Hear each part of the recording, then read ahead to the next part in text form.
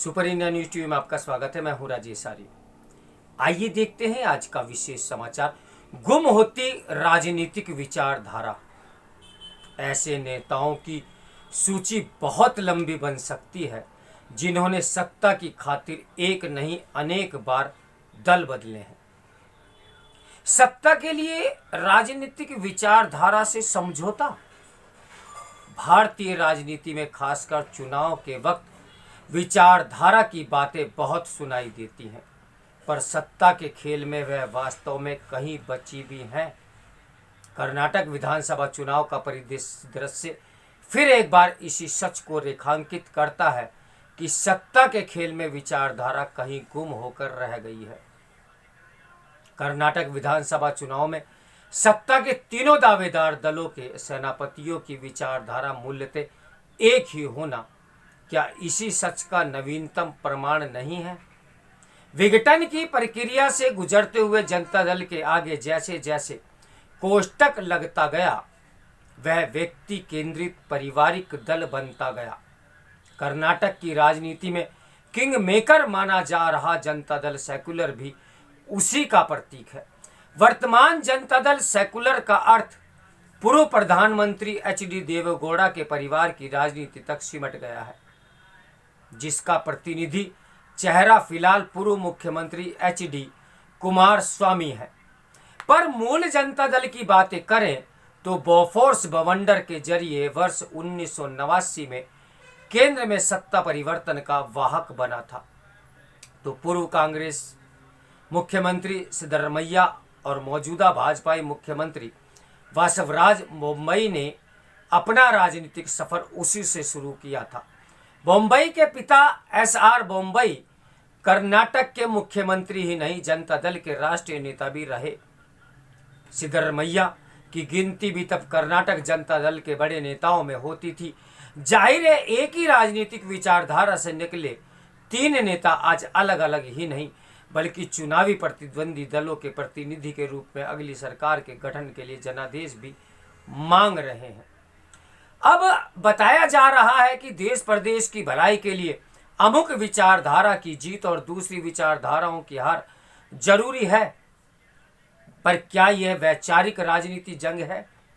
इन नेताओं और इनके दलों का जवाब होगा हाँ, यह वैचारिक लड़ाई है। पर कटु सत्य यही है कि सिद्धरमैया और बासवराज बोम्मई दोनों का ही जनता दल से अलगाव राजनीतिक महत्वाकांक्षाओं के टकराव के चलते हुआ। सबसे बड़े दल भाजपा को केंद्र की सत्ता से बाहर करने के लिए साल 1996 में किए गए कांग्रेस समर्थित संयुक्त मोर्चा सरकारों के प्रयोग में प्रधानमंत्री रहने के बाद एच.डी. देवेगौड़ा का कद इतना बड़ा हो गया कि कर्नाटक में जनता दल उनके परिवार के दायरे में सिमटता चला गया। ऐसे में किसी भी अन्य नेता के लिए देवेगौड़ा के पुत्र एच.डी. कुमारस्वामी के नेतृत्व में राजनीति करने से आगे कोई संभावना बची ही नहीं। ध्यान रहे कि जनता दल सरकारों में 2 बार उप मुख्यमंत्री रह चुके सिद्धरमैया को मुख्यमंत्री बनने के लिए कांग्रेस का हाथ थामना पड़ा। यह भी विचारधारा के राजनीतिक संकट का ही प्रमाण रहा कि दशकों तक देश प्रदेश पर एक छत्र राज करने वाली कांग्रेस को कर्नाटक की सत्ता में वापसी के लिए जनता दल के खेमे में रहे नेता की ताजपोशी करनी पड़ी। भाजपा के उभार के बाद जनता दल तीसरे स्थान पर खिसक गया, पर लिंगायत, वोक्कालिगा और कुरुबा सरीखे प्रभावशाली समुदायों और उनके मठों के प्रभाव वाली कर्नाटक की जमीनी राजनीतिक वास्तविकता आज भी यही है कि वह 3 ध्रुवों में बटी है। जनता दल सेकुलर तीसरा छोटा ध्रुव है, पर सत्ता संतुलन की चाबी उसी के पास मानी जाती है। यही कारण है कि पिछले विधानसभा चुनाव में भाजपा के बहुमत के आंकड़े के पिछड़े जाने पर कांग्रेस ने अपने से आधे विधायकों वाले जनता दल सेकुलर के नेता कुमारस्वामी को मुख्यमंत्री बना दिया। यह अलग बात है कि येदियुरप्पा ने साल बीतते गठबंधन में सेंध लगाते हुए सत्ता में अपनी वापसी का मार्ग प्रशस्त कर लिया।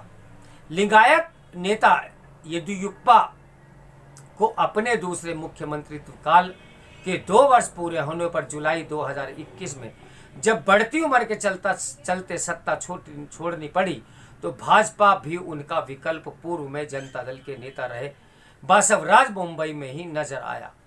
जाहिर है अब चुनाव प्रचार में ये नेता अपने अपने दल की कथित विचारधारा का ही गुणगान करते हुए वोट मांगेंगे। पर क्या राजनीतिक विचारधारा किसी आईपीएल फ्रेंचाइजी टीम की ड्रेस की तरह है जो मालिक और सत्र के साथ आसानी से बदली जा सकती है?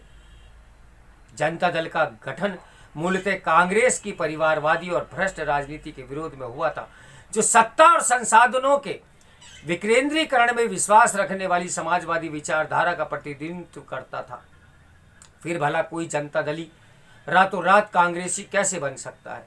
हालांकि भाजपा और उसकी पूर्ववर्ती जनसंघ ने दशकों तक समाजवादी धारा के साथ मिलकर गठबंधन राजनीति के, पर वैचारिक तौर पर तो कांग्रेस विरोध की समानता के अलावा वह उनसे बहुत अलग ही रही। फिर ऐसा क्यों है कि जनता दल की राजनीतिक वैचारिक पृष्ठभूमि वाले नेता ने उसे अपना नेतृत्व भी नजर आने लगता है? बेशक केवल सिद्धरमैया और बासवराज बोम्मई ही नहीं है जो अपनी सत्ता की महत्वाकांक्षा पूरी करने के लिए लगभग विपरीत राजनीतिक ध्रुव में रच बज गए। ऐसे नेताओं की सूची बहुत लंबी बन सकती है जिन्होंने सत्ता की खातिर एक नहीं अनेक बार दल बदले हैं।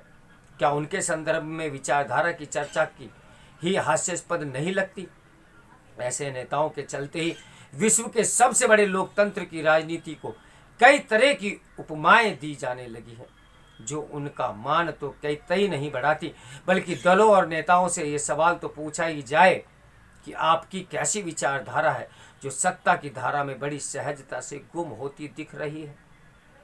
तो मेरे साथ बने रहें सुपर इंडिया न्यूज़ टीवी के ब्रेकिंग न्यूज़ के लिए। नमस्कार, मैं हूं राजेश आर्य।